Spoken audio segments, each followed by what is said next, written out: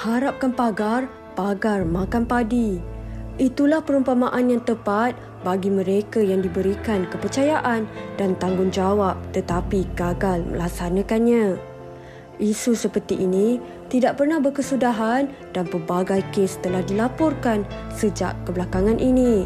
Seperti bapa merogol anak sendiri, ibu bersebahat bersama bapa tiri mendera kanak-kanak sehingga maut, pengasuh mengabaikan anak-anak bawah jagaan mereka sehingga ada yang meninggal dunia dan ada juga ahli keluarga yang sanggup memakan harta anak yatim yang sepatutnya mereka jaga selepas kematian ibu bapa. Anak-anak ini diibaratkan sebagai kain putih yang perlu dicorakkan. Persekitaran yang positif adalah perlu untuk membentuk sasiah dan moral anak-anak. Sifat kepimpinan seorang ayah atau ahli keluarga yang diharapkan untuk melindungi dan mengasihi mereka adalah sangat penting untuk memupuk keluarga yang harmoni dan menjalani kehidupan yang lebih baik untuk masa depan yang cerah. Namun, di manakah peri kemanusiaan dan kasih sayang yang sepatutnya diberikan kepada anak-anak ini, terutama kepada mereka yang masih di bawah umur? Tiadakah rasa ihsan dan tanggungjawab, terutamanya dalam melindungi mereka yang memerlukan perhatian dan kasih sayang dari ahli keluarga?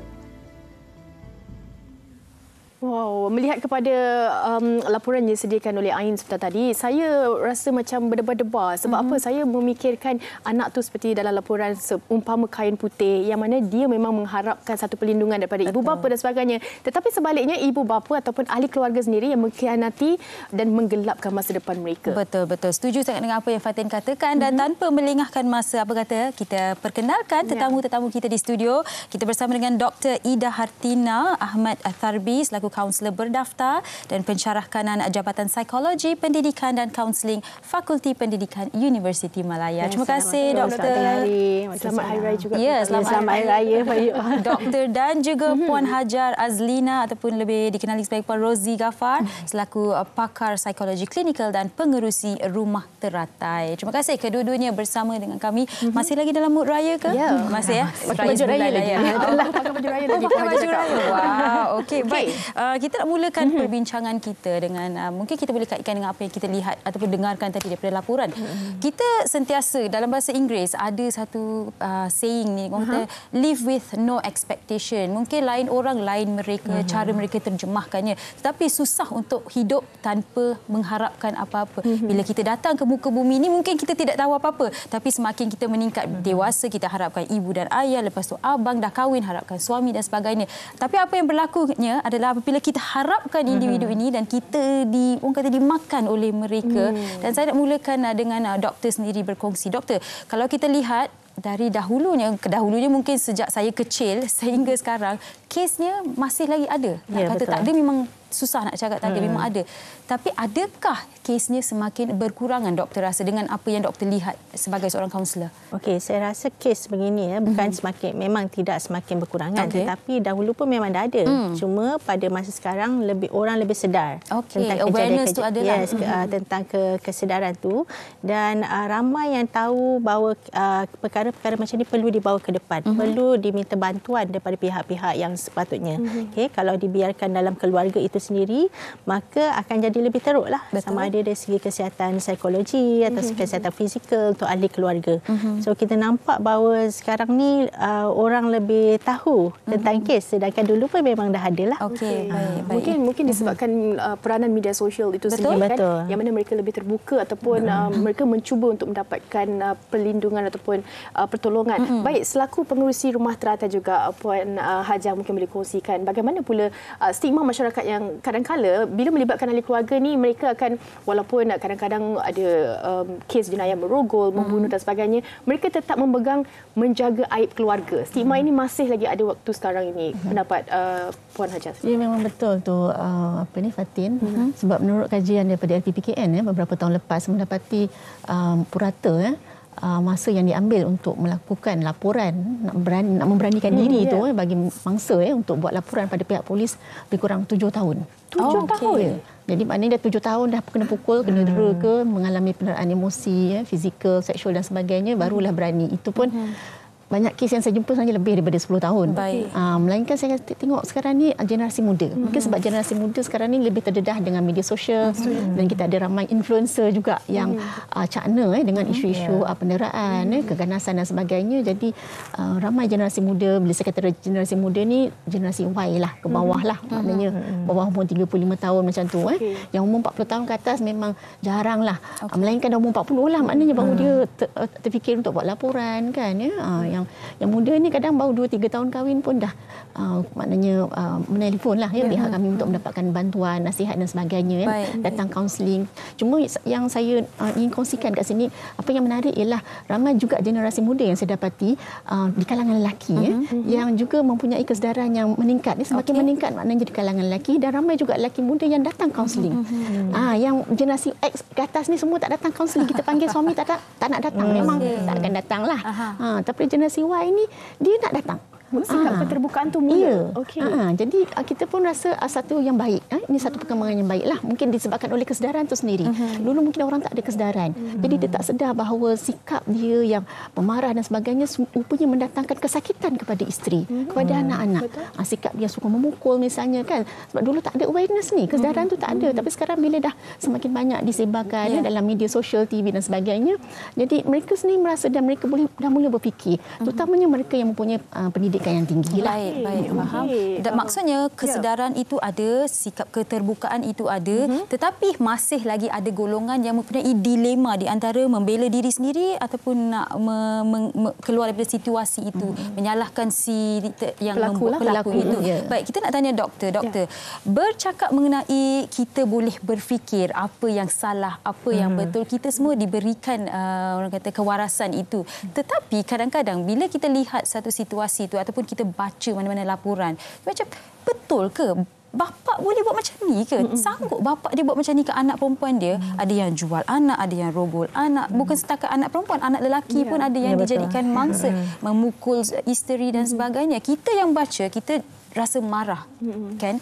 Jadi mereka dalam situasi itu, kita hanya boleh fikirkan apa yang mereka lalui, kan? Jadi betapa pentingnya untuk setiap individu mengetahui red flag itu. Kesedaran ada, tapi mungkin red flag itu macam mana kita nak kenal pasti. Okey, ini sangat penting sebab memanglah kalau dalam satu keluarga tu kita harapkan bahawa contohnya ayah menjadi pelindung pada anak-anak, suami menjadi pelindung pada superhero saya, kepada isteri kan, sebab hubungan satu keluarga tu perlu berlandaskan satu hubungan yang sihat. Dan kita tahu setiap orang perlu berkembang dengan baik dan satu keluarga. Tetapi memanglah macam you kata tadi, kadang-kadang tak sangka-sangka mungkin disebabkan oleh ada beberapa faktor lah yang membentuk seseorang tu menjadi seorang yang agresif. Contohnya memang ada separuh tu daripada segi tingkah laku dia sendiri. Dia kurang sabar, dia pemarah, dia mungkin melepaskan kemarahan dia pada orang-orang yang lebih dia rasa selamat berbanding lagi dekat, lebih senang dia akses.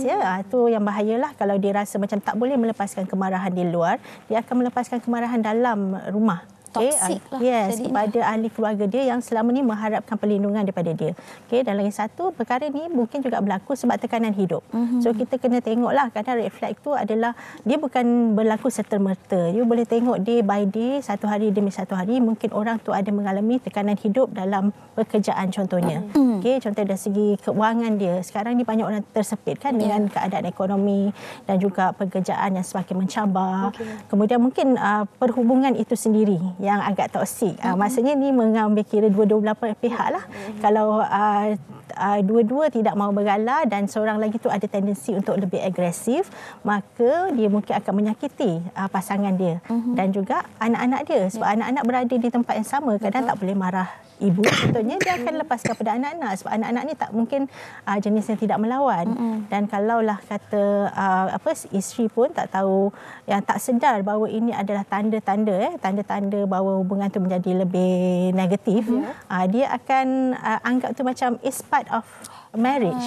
So jadi macam rutin kebiasaan. Biasalah kan asam garam perkahwinan. Yes, asam garam perkahwinan. So kita tak hendaklah ini berlaku. So setiap orang yang dalam perkahwinan, dalam keluarga kena faham dan kena tahu bahawa kita ni kena saling mengambil tahu sikap-sikap negatif tu. Mungkin ada tempoh masa yang kita boleh bercakap dengan pasangan kita kalau dia ada ciri-ciri demikian supaya dia pun sedar. Kadang dia orang tak sedar. Tiba-tiba jadi ke peringkat yang lebih teruklah.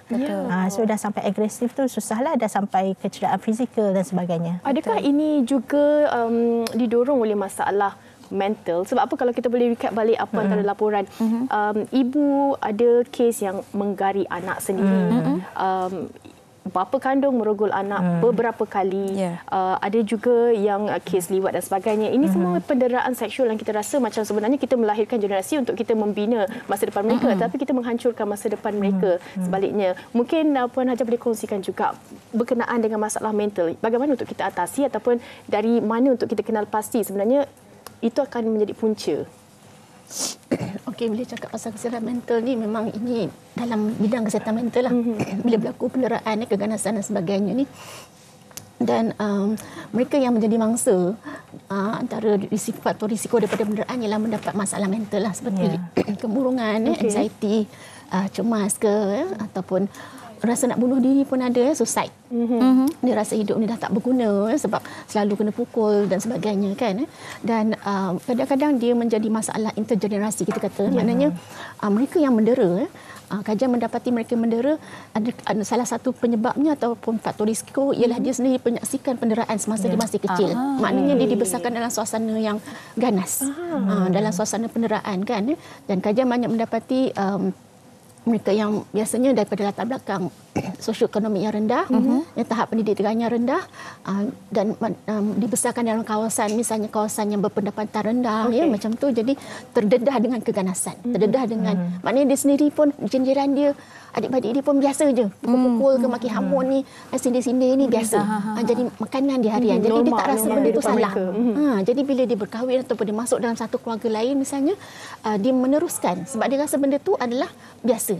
Dan mereka yang menyaksikan penderaan, misalnya wanita pun, kalau dia dibesarkan dalam keadaan mak dia selalu didera, walaupun dia mungkin tak pernah dipukul, bila dia berkahwin, bila suami dia pukul dia rasa macam itu biasa juga, sebab dulu mak aku pun kena pukul juga.